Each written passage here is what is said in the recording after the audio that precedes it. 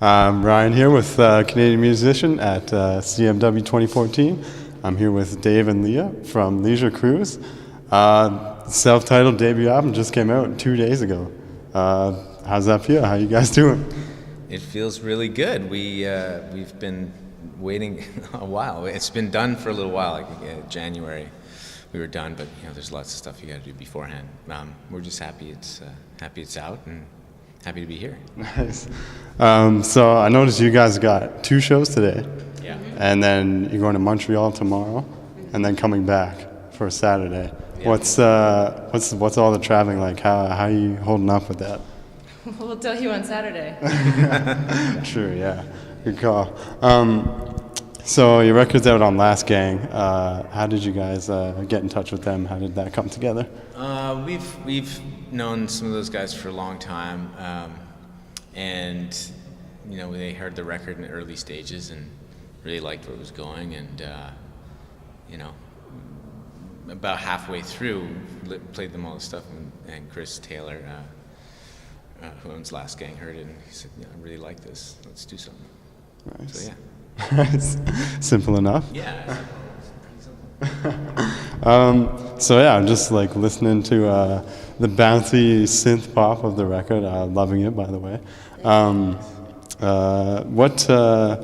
I don't know if this is a weird question, but what are some similarities between, I guess, the Deep Blue Sea and Deep Outer Space? What is that like? That makes perfect sense to me. I mean, I think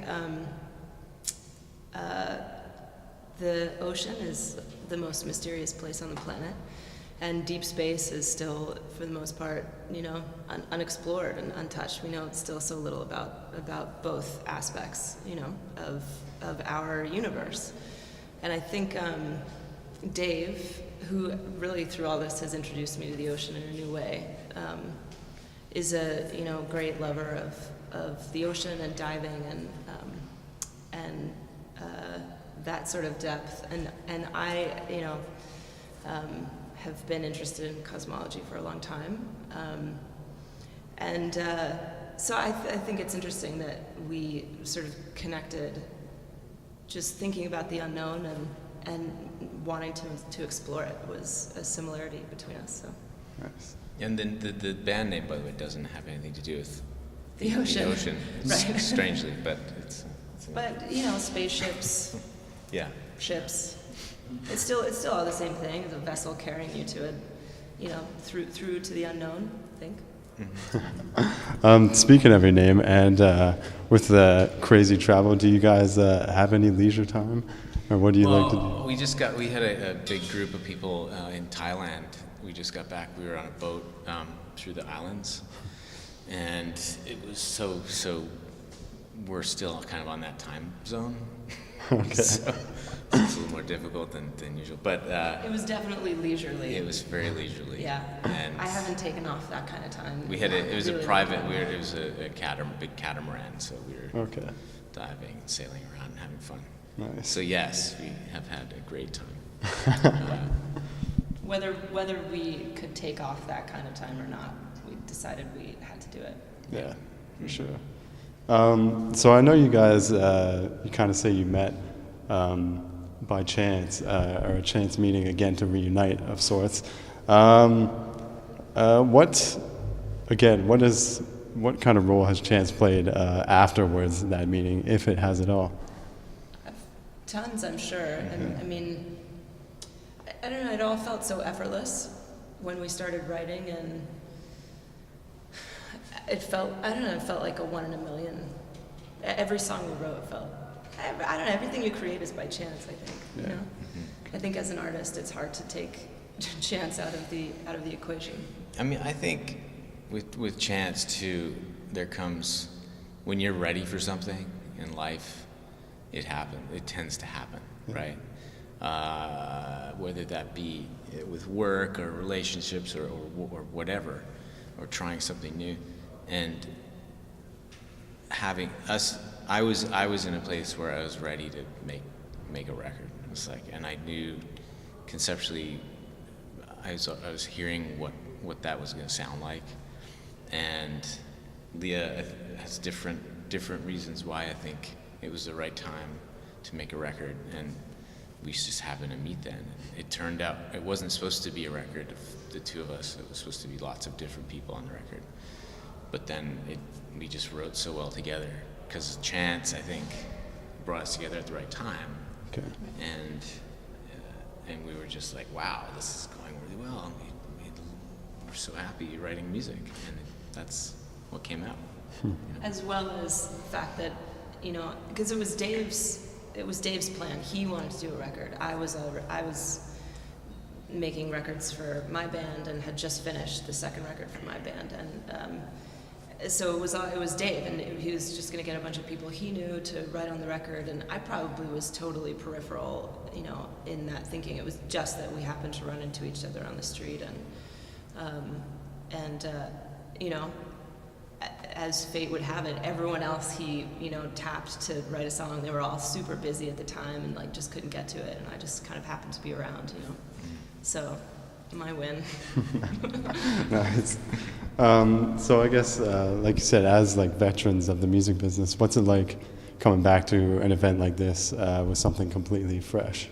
Well, it's good. I mean, I'm happy to be here. I've always played in other people's bands, and in terms of songwriting, and you know, it was as easy for me to just show up and play and then go away, you know. But this one is our, you know, it's our baby kind of. It's like a totally different thing. Yeah. With Bran 3000 and Broken Social Scene, it was like that. It was, you know, it was other people writing the songs, and we were all having fun and playing great music together. But this is very different for me, so I'm happy to be here. Nice. You know? And on the flip side, I think for me, having always run my own show and had my own band, to me it almost feels like the way Dave used to feel in the old bands he was playing in, because it's the first time I've actually been able to relax a little bit. I mean, just a little bit, you know. Yeah. I'm also not carrying anything, which is amazing. It makes me feel really guilty about what Dave has to carry, but Yeah. but I think it's awesome, like, that Dave is experiencing the other end a little bit, and for me a little bit to it. You know, obviously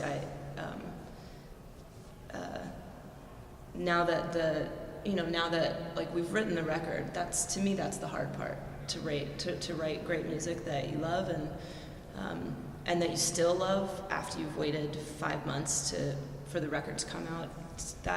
That's the hard part, you know. And we did that together, and we, you know, no one else can feel the same way as we do about our music, you know.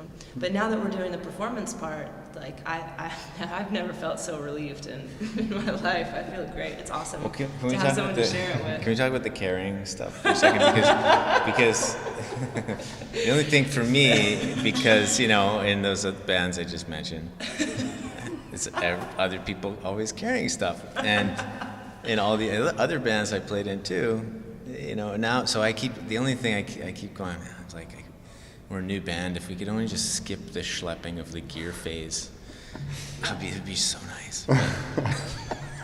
So that's the one thing about the carrying, you know, but anyways. Nice. Yeah, It's good. It feels good. You have to do it. You have to put in your dues. Yeah. It's not really dues. Pay your dues, put in It's your not really time. dues. You just got to do it. You Yeah, just but gotta it do all has wheels on it, Yeah, that's true. Okay. which is better than what I had for the Yeah. first 5 years.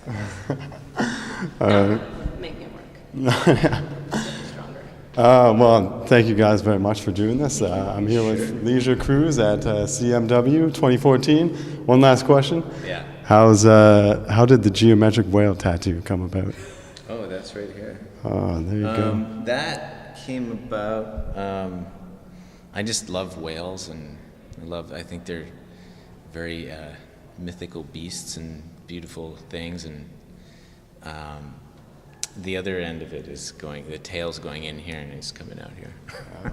But it was just something that I wanted, and I had this great artist that I went to see in Austin, and it was just something it was fun and I wanted to do, you know, from my love of whales and the ocean. Yeah.